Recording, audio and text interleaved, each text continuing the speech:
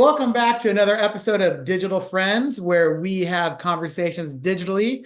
Then I take those digital files and I digitally upload them to YouTube so you can digitally watch them. We are here with an old friend of mine from Eco by Rye and many other things, Ryan Harris.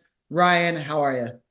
Aloha, brother. I'm pretty stoked. Had a really good surf session this morning. My team is actually playing right now on March Madness.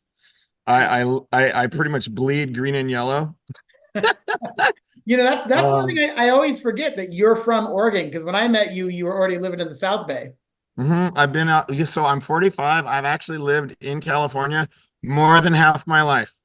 I moved down here when I was 22. I'm 45, so just barely there, Just but made it. long enough to call myself a local, I guess. Now, yeah, it's like you have dual citizenship now, Oregon and California, because it's been about half your life. So, Yeah. well, I want to jump into, you have been such on the forefront of sustainable surf. I want to jump into what got you into sustainable surf and saying, hey, I can do this better and I can do it better for the planet. Like, what got you there? I'm wearing it. Like I people ask me all the time. I'm a product of my environment. Oregon is beautiful. And I wasn't this tree hugger hipster when I moved down here, but growing up fishing with my dad, always we lived, you know, an hour from Mount Hood. I grew up skiing. I grew up water skiing. I grew up in the central Oregon. My mom's from Bend or Bend Redmond area, going over there and constantly being in this beautiful state and more or less living off the land.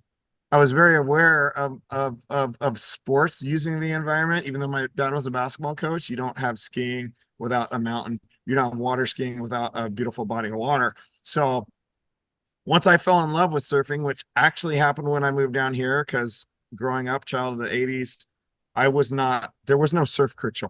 Excuse me, there was no surf culture in Oregon in the 80s. And I didn't grow up surfing. I did it a little bit in college as like a rites of passage, get stoned, see if you can brave the water and see some sharks. Not not into it. But when I moved down here, within a month, I was on it and loved it and fell in love with it. And I had no idea until I started doing my own boards, A, how toxic it was, B, there was no solution at the time. Everybody was doing the same stuff.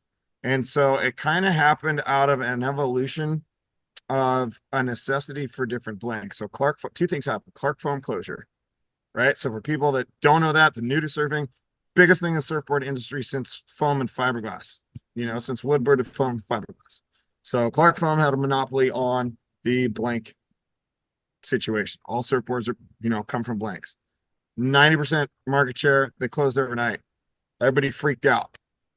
There were a couple other blank companies at the time. Most of them went belly up because they couldn't handle the demand. So there was a shift to, not everybody did it, but EPS and epoxy, because styrofoam was readily available everywhere. Let's just hot wire it, throw in some stringers, make some freaking epoxy boards.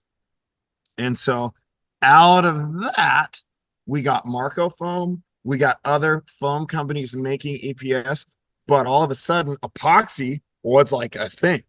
And so out of that then came bioepoxy, which was invented by the Bonatau brothers. And that shit right there, that absolutely kickstarted the EcoBoard movement. It was the number one thing that had to happen, because there was not a single decent bio contingent in surfboards. There had been some foam, but it had issues. So the bio epoxy was just like regular epoxy, but had a bio base. And for me, again, then not being this big eco dude, I started using it because all of a sudden my boards didn't break. I'm a big dude. I always blew through my boards and my boards didn't break. And I was like, oh my God, I'm going to save so much money. And so I just flipped. I flipped. I quit using poly all across the board. And then the inventors of the bioepoxy, good friends of mine, basically took me through what I call professional. I don't even want to say board building school, but I learned the science behind epoxy, how to vacuum bag, all the tech that is involved with the different resins. And it's proven that epoxy has better flex, better elongation. It's more durable than the traditional poly stuff. And because this was a bio base, that was an added benefit. And that is when I switched. It was literally, this was invented, I switched and became an eco dude. And because nobody else was doing it, I then by default became an eco board pioneer, and I've never looked back. So it was a mixture of growing up in the Pacific Northwest and being a big dude that Yeah. that made you, think to yourself, wow, my boards are lasting longer. And then your childhood kicked in and thought about all the beauty that surrounded you and said, wow, this is win-win. My boards last longer and my impact on the globe is better. I'm going to learn more about this. And Yep. at that time, you're right. I mean, I remember when Clark Foam closed their doors and people were hoarding foam. Yep. People didn't know what to do. At the time, I want to say I was working at Ocean Earth still, and You were. we saw the impact in traction pad and leaf sales. People were freaking out. And you think the world's collapsing around you, and look what positive came out of that. Some new blank distributors or Yep. new foam builders and a new eco way of looking at our impact on the earth. Now, fast forward to now. I mean, man, you went. I don't want to say you went big, but I heard your name everywhere. I mean, even at a point to where I was like, wait, Ryan Harris? Like, I'm Ryan Harris from Podunk Surfboards. He's here now. Like, whoa, that's the same dude. Because we kind of lost touch for a little bit. Yep. But it was so rad. Like, I even remember I was at Kasubi one day in Oh, Portland, and your wow, there's a thumbs up on my screen. Why is that there? I don't know. That's hilarious though. That was so weird. I don't know if I did that. That's crazy. Two dudes with ADD. Whoa, Yeah. sidetracked. But I remember seeing, like, it was a special flyer that you were coming up to shape and talk. So I was stoked to see that you were one of the people on the forefront of sustainability. You were blowing up. Now you've shrunken down a little bit. We won't get into the weeds on whatever happened there. But the positive out of that is you are now at Alta Sea in San Pedro, which, correct me if I'm wrong, is a sustainable campus. Yep. What's going on at this new place you're located at? So long story short is not last year, but 2022 was a ringer. It was a tough year. I got deleted on social media. Factory I built, lost my factory, but some of those things happened because I got too big too quick. A lot of businesses go under, but ultimately I still have a brand. I'm the brand, right? Was Right Hair Shapes has always been on the boards, but I've been synonymous with the EcoBoard movement. So hence, fast forward to now it's Eco by Riot. It's simple, it's short, it's not Earth Tech, Earth Technologies, E-Tech, it's Eco by Riot. And I always did private label. I ran and I started the very first Eco Glass shop, and we worked with everybody. And in working with everybody, it actually validated the EcoBoard movement. So that was important. But then 2020 happened. And I blew up. And I blew up for a couple reasons, because during 2020, obviously COVID, masks, sustainability is heightened, surf industry publications, mags, everybody reaches out. And what else happened during 2020? The resurgence of the BLM. And so all of a sudden, the same surf industry publications are reaching out. Oh, we know Ryan, he's a black dude. Let's ask him. Let's talk about it. And so no bullshit. And so No, I that's just remember conversations I had with other people, and sorry to interrupt you, but it was, not to totally shift it, but it was like, dude, are they calling you because of the color of your skin, or because they want to have a lifetime partnership with you and they value you as a human being? I won't go down that path, but I felt like a lot of crap happened. But ultimately, it was a absolute ton of exposure on me, my brand. So the exposure from the surf industry publications talking to me because I'm black during the BLM. I'm always talking about EcoBoards. That's what I do. Yeah. And then corporate sponsorships. I got deals with White Claw. I got deals with Dockers, Red Bull, freaking Genesis, Card. Like it was great.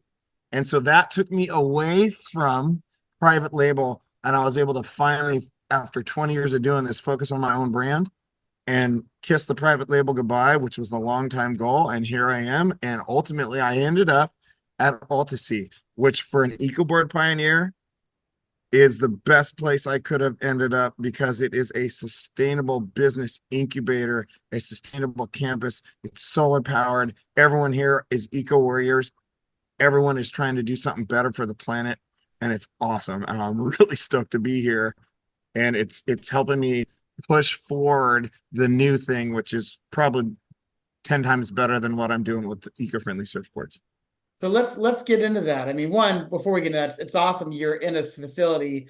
I mean, we can see behind you, it's a big facility, and you're in there with like-minded people that can share and talk and keep creativity going and talk about how to further sustainability. But let's go into what you're talking about, which is bigger. We're talking about you're working on building a sustainable educational center. I know you're also working on crowdfunding for that, which ends soon. Tell me about this educational center and how people can help out.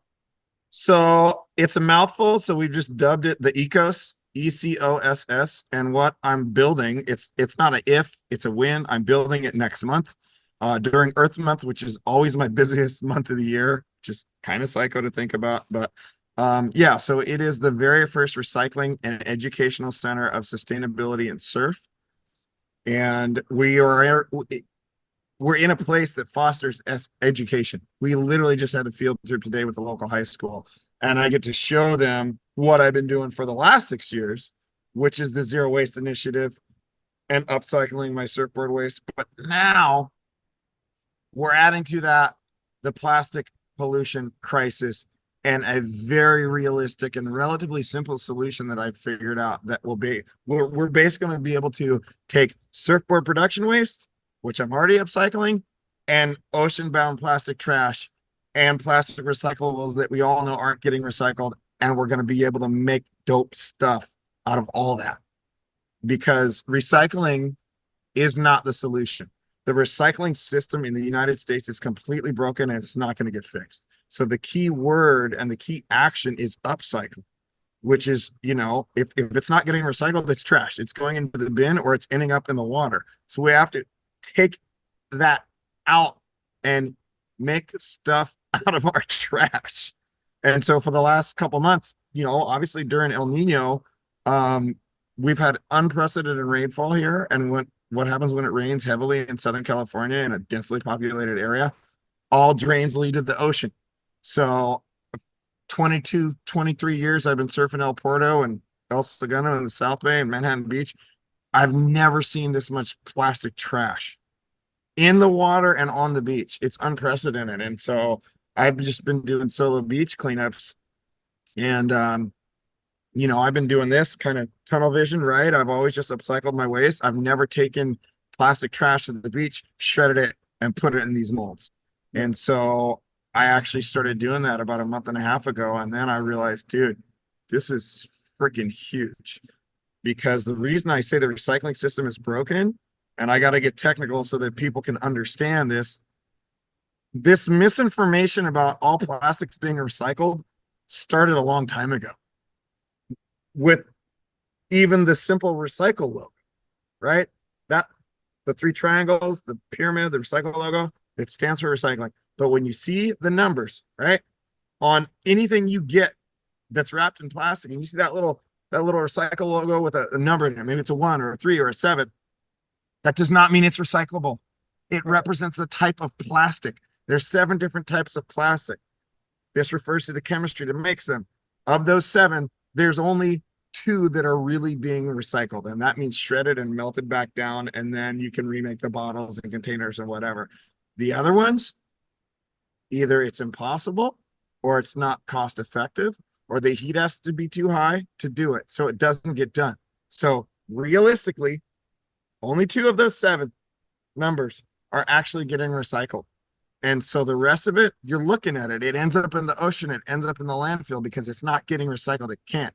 And then when you look at the actual recycling centers that do recycle stuff, guess what? Your curbside recyclables, everybody's does the mixed use, right? You got cardboard, cans, those actually get recycled pretty easily, but they're mixed in with your plastic bottles, your meat containers, your plastic films, your straws, your plastic bags. That's the stuff that can't get recycled. Or you're throwing in some food packaging that's contaminated. They're going to toss that because it gets sorted, and they're only pulling out that. Right. Well, and correct me if I'm wrong too, because you know, it's got to be almost like a pure plastic, right? Like if it's like a mixed plastic, they Nope. can't they Right. can't break This. that back down and Yep. turn it into something Yep. else. Well, it's a chemistry. It's simple. So this is PET, Uh, widely recyclable, relatively easy to recycle, and HDP. Those are the 1 and 2. And the HDP, when you see like a laundry detergent bottle or a shower shampoo bottle, those are the ones that are getting recycled. right. Everything else, for the most part, they can't actually shred it and melt it. Plastic bags, straws, thermosets. I actually work in thermoset. Epoxy is a thermoset. So once it's made, it cannot be melted back down. Neoprene thermoset, EVA thermoset. You cannot melt it back down. So you can't actually recycle it. But Right. guess what you can do? Shred it up and upcycle it. You Right. can upcycle it. You can pair it with, I don't know, maybe the bio epoxy they've got loads of that's coming off of boards that I'm always upcycling. So you shred it up, you mix it in with that, and you put it in molds. And so that's what I've been doing. I've been making the wax cones, the soap dishes, the coasters. But for the first time, I took ocean bound plastic, like you see in this bucket of trash. Now, I, is I, that I saw a video the other day I, that you I, that bucket came out of the ocean, right? that bucket came out of the ocean. I put it on my head and I fill it up with plastic trash. I shredded up the plastic trash. That is farm to table, Pacific garbage patch trash. Right. Shred it up. And now you see it in the wax cone, trash cones. There's a mold. That's my custom Eco by Rye wax cone mold. So we pop them out. There's your trash cone.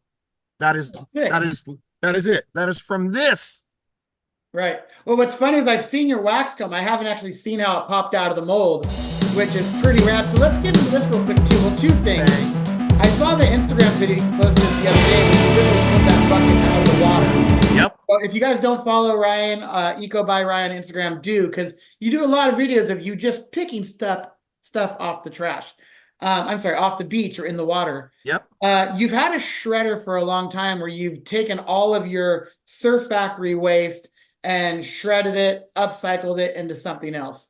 But recently is where you had a conversation with somebody that inspired you to get, I think you got a second shredder or the same shredder you got. We clearly you pick trash up off the beach, shred it, upcycle it. I was just having a conversation before we got on, and we were talking with a buddy of mine, telling him about what you do, talking about, and he skates. I go, dude, you could do skate curbs, you could build benches, you could build wax cones, so many things that you could build. And not only can you build these things, think about this. If you have a wax cone company and you're like, I want to make wax cones, I want to go pay for materials. You don't. There is enough material on the beach that you can just go pick up for free.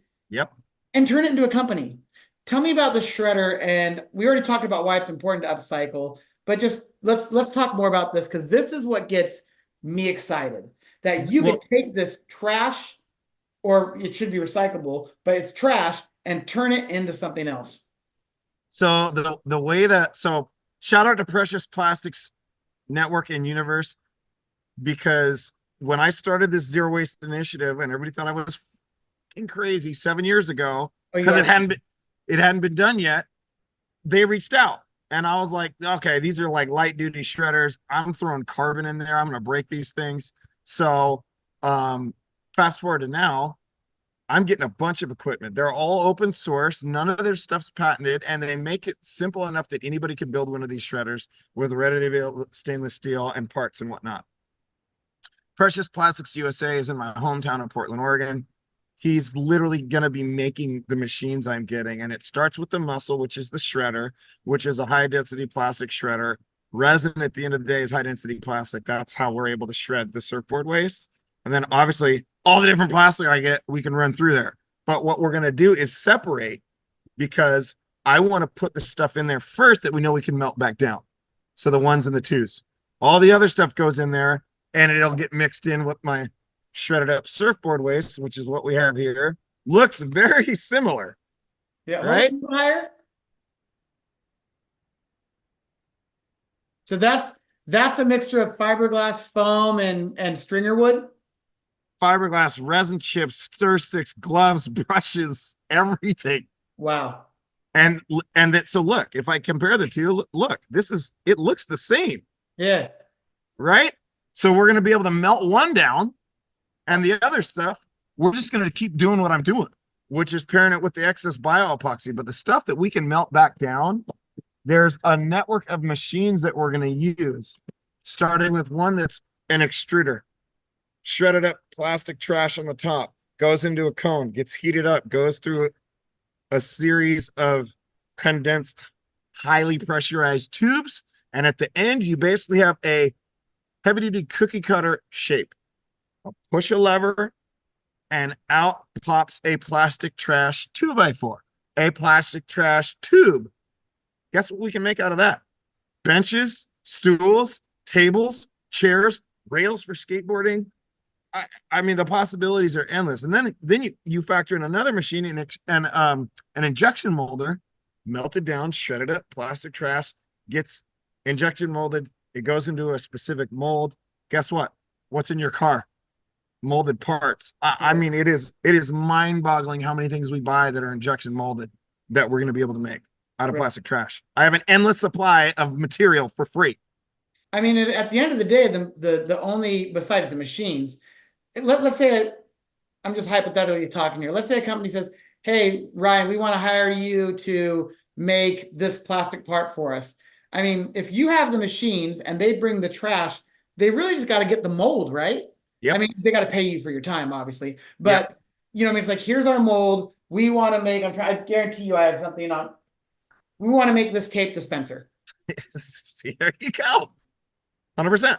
Here's my mold for tape dispensers. We did a beach cleanup. There's endless supplies of stuff that's just going to wind up the ocean. Can you make these tape dispensers for us? Drop it in the shredder, put it in the extruder, boom, new upcycled tape dispensers. Yep. And here's the beauty of combining it. And this is where this is the first, no one's ever done this before. What the hell do you think shredded up surfboard waste is? It's a composite dust. Composites are very strong. So when you add this shredded up surfboard waste and pair it with something, it makes it stronger. So paired with the bio epoxy by itself, I can just chuck anything in here that I make and it won't shatter. It bounces. So pairing this with the plastic waste, it's going to make it stronger. It's a bonding agent. Wow. Wow. Dude, I just got to think that we're going to run out of time soon. I wonder if that popped up on the screen if people are going to see that. Well, real quick, Ryan, man, it's always great catching up.